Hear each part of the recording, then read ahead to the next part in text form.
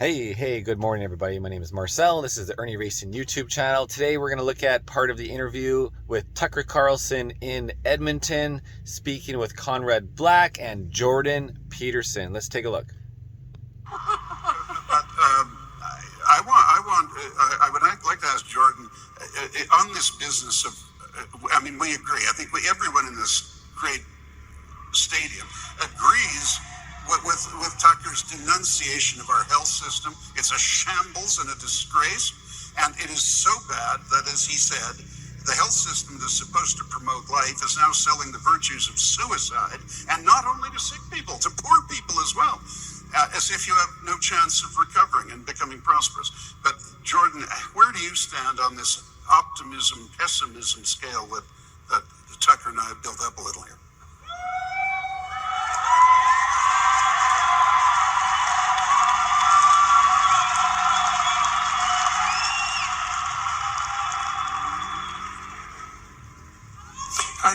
I think we have every reason to assume that, and I guess this is why I'm going around the world talking to people, I guess, is that I think that if we put our hearts and our souls into it, that we could make this world into a place that's so good we could hardly imagine it. And I think with the technology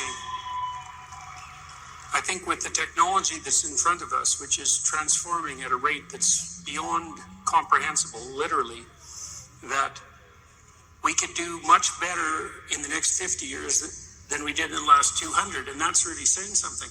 But I also think that if we let the worst parts of ourselves gain the upper hand, given our enhanced technological power, we could produce a hell that would make Stalinist Russia and Nazi Germany look like practice.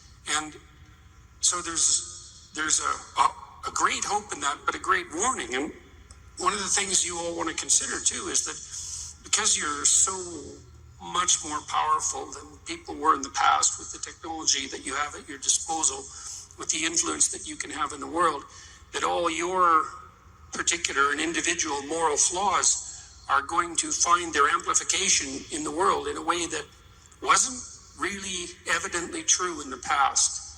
And so I think that if we got our act together, things could be unbelievably positive. But if we remain narcissistic, infantile, and foolish, like certain of our leaders, then things could go extraordinarily bad. Bam! Here's a jab at the liberal gang, guys. But yeah, Jordan's got some very good points. It's the humanity of humans overall. We're inherently evil, and there's certainly a larger group of us. And then those globalist elites, the assholes, the ones that have the power and have nothing better to do than kind of destroy the world. That's how they get their kicks, their rocks. We all have this conversation with our friends. It's like, why are people so evil? Just like, why are these... It's just like in the movies, the comics, whatever. There's always that evil, whether an evil genius or just in a cartoon video game, the Bowser or whatever. Why are they always trying to destroy it? The Bill Gates, the Justin Trudeaus, the Macrons, the ones from New Zealand, these tyrants, guys. And then they get out of politics, and guess what? Oh, now the New Zealand Prime Minister, now she works in the WEF. It's just like, everything is so obvious, nothing is even hidden anymore. And it's just so frustrating that it's in front of all our faces, but really it feels like you can't really do anything about it, because we're not really able to rise up like we want to in the Roman times, right? And I think we'll see how that plays out in the course of the lifetimes of most of the people in this room.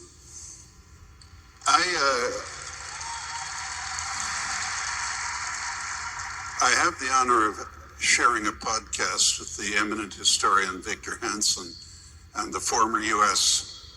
drug czar and education secretary Bill Bennett.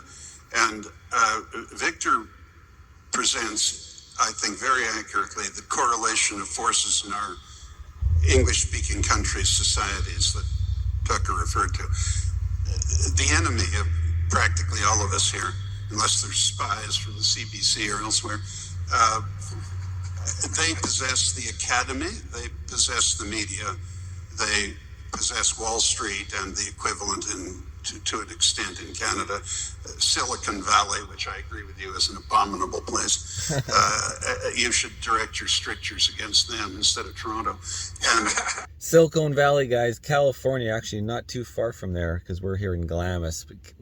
Glamis is probably one of the only places in California where it doesn't really feel like you're in California. Wouldn't you agree there, Doc? Feels like we're in Arizona. It feels like we're still in Arizona. The same vibe. There's lots of like fuck Biden flags everywhere. There's, mostly fuck Biden flags, actually. More fuck Biden flags than Trump flags. Mm-hmm. Like, we see a ton of Trump flags in Arizona, but here it's more like, instead of showing what you want, you show what you don't want. Mm-hmm. Back to Conrad Black. And they have big entertainment and big sport. I mean, people are tremendously talented at entertaining and athletics, but are utter morons politically, malignant morons, many of them. They have all of that, but we have the people, and we are going to show that. And despite their attempt to steal elections in your country, we don't much stoop to that here. Although we may learn, we imitate everything else you do. Despite that, we're going to win. And I feel I'm very confident about that. And on what Jordan's... Speaking about that, guys, I just saw a CTV headline. I haven't read it yet. That now the Liberals, since they're scrumming around since Tucker showed up, and they're completely losing their minds. It just said that they want to look into electoral reform. They want to reform the election before the next election. What a scam that's going to be, right? It's he's talking about how we follow the U.S. Like, look at the Democrats, how they've been attacking Trump and the elections and everything. And now now the liberal Democrats are doing the exact same thing. They'll try to do anything. They're like little freaking snakes that'll try to find their way, weasel their way. And, yeah. Even the period since World War II, when the great powers haven't been at war with each other, has shown an astounding increase in prosperity in the world.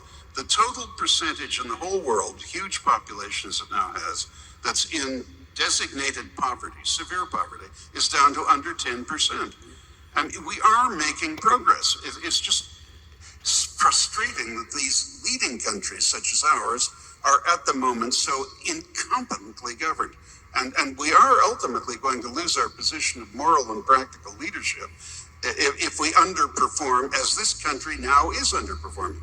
So, but, I wish I could say I could suggest any better way of getting out of this and reversing the trend than the one I have. I think if we all keep our heads about us and go to the polls and change governments, I think we'll get what we want. The people do get the government we deserve, and if we deserve a good government, we'll get a good government.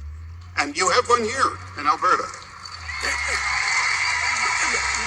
May I just clarify one thing? And I'm sorry to beat up on Toronto, and I'm certainly sorry to compare it to Gary, Indiana.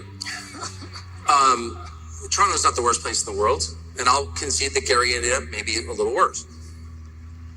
My problem with Toronto is not with the city itself, which is, again, fine, as cities go. It's the metaphor of Toronto and the vision of the future that Toronto represents. And so the question that no one ever asks about most places is, what do they do here?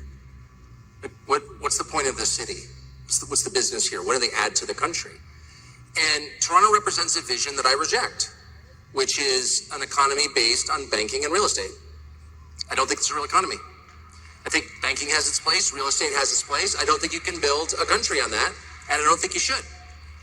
This province represents the alternative vision, which I support, which is a place that actually adds to the sum total of good in a country, that produces energy and food. And energy and food are non-negotiables. You have to have them. You do not have to have banking, and you do not have to have commercial real estate. Okay, you just don't. There are places without them. In fact, most of history has been sort of fine without them. But no place can exist without energy or food. And so when I see the relative status allocated to Alberta versus Toronto, that part of Ontario, I'm like, this is out of whack. There is no sane world in which a city that produces nothing is more impressive than a province that produces everything that the country needs. So that's all I'm saying. And at the same time, the liberals of Toronto and everybody else liberal, they're all trying to attack Alberta, trying to shut down their resources. They're trying to shut down their energy creation. But they have no alternative as well. Besides, let's just, mine more cobalt and put more solar plants out there. And let's make more plants to make batteries. Like, unbelievable, guys. Unbelievable.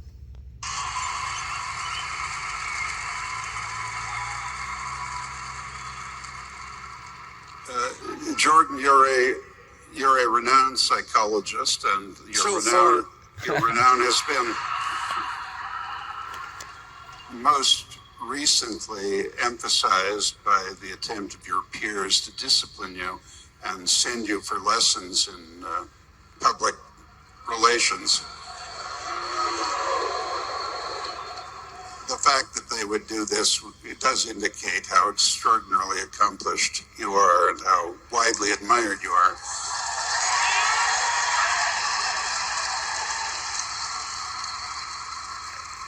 And notwithstanding my city of residence, I'm very proud that you replaced our former mayor, Rob Ford, as the world's most famous Canadian. But I want to ask you, as a psychologist, do you think that the psychology of the United States and Canada right now, mass psychology, is such that we are in upward mode? We're going to cast off the incompetence that has ruled us and the perfidy and venality that has ruled us, and do a better job of self-government? I mean, is the psychology right for an upward movement, or do you feel we're sinking? No, I think, again, I would say I'm optimistic on that front too, because I think the best thinkers that I've encountered, and I'm privileged because, well, apart from the fact that I'm male and white, obviously, but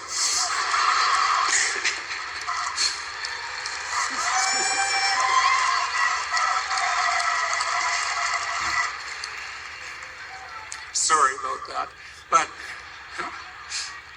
I've been privileged to meet some of the world's brightest people and to talk to them in depth, and I see a realization dawning, even in unlikely places, that the core values of our civilization, and those are really Judeo-Christian values, are valid, true, and irreplaceable. And let me explain what I've seen.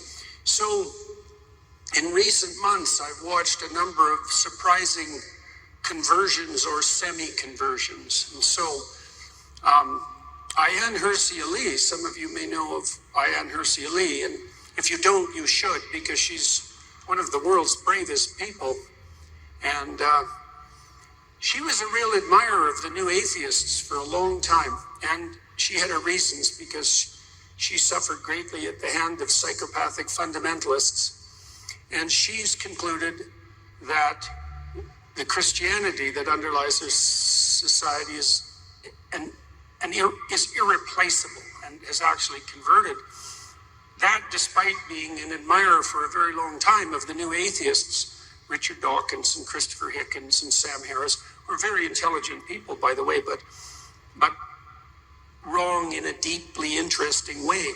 Her husband, Neil Ferguson, who was also an atheist, has also converted. My friend Douglas Murray, who was also a follower of the new atheists, now realizes and understands, and I would say intellectually, that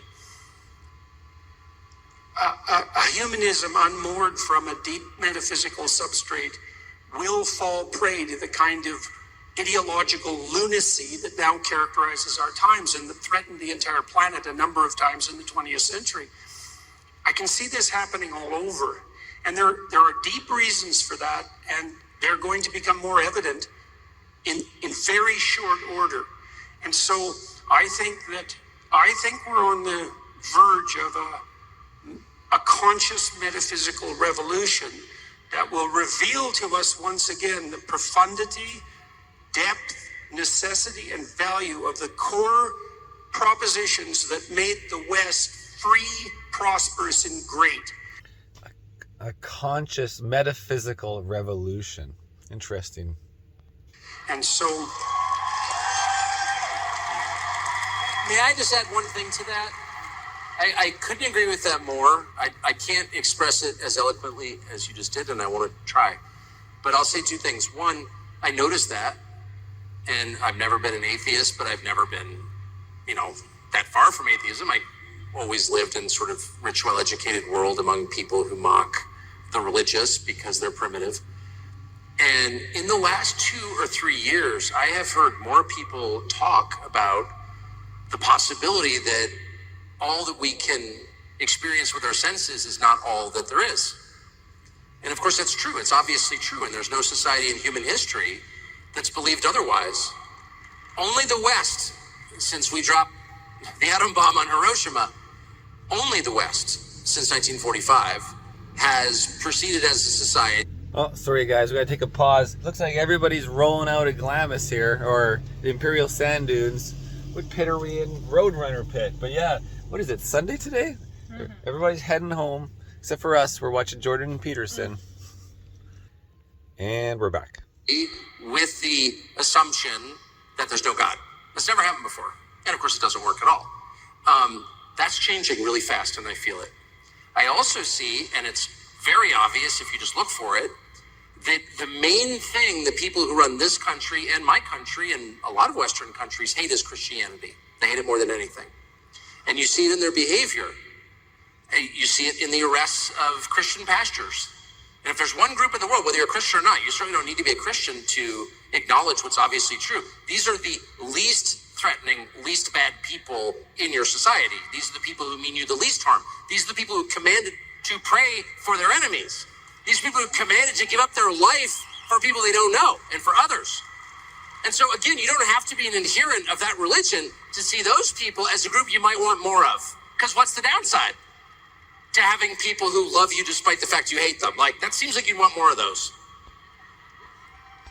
What Tucker is referring to in Canada specifically, there was like 200 churches burned down.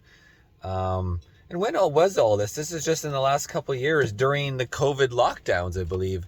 And essentially everyone being attacked, right? It's just, and the police, of course, never, the RCMP, ignore it. But they'll go after you, and they'll come to your house and give you tickets for everything else, for COVIDism. They'll give you tickets for not doing the Arrive Can. And then, yeah, we have all these church burnings, right? And yet those people are the first to get arrested.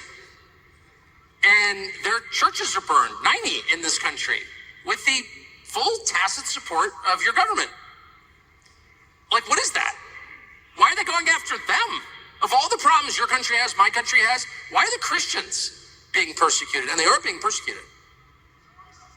Well, it tells you there's something else going on here.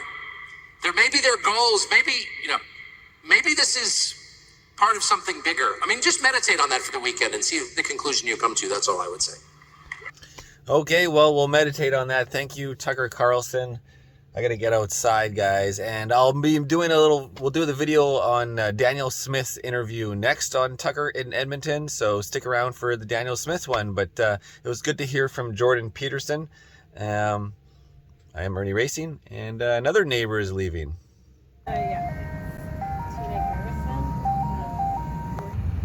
All right, yeah, everyone's clearing out, guys. I just wanted to point out, there's always one asshole parked in a parking lot with a $30,000 trailer and a beautiful truck and all their machines, and then their $500 Champion DeWalt generator, which they run all day, all night, nonstop, blasting. So just want to point out, we've all seen it. There's the Trudeaus, and then there's always the asshole with the cheap-ass generator. This is Irnieracing, over.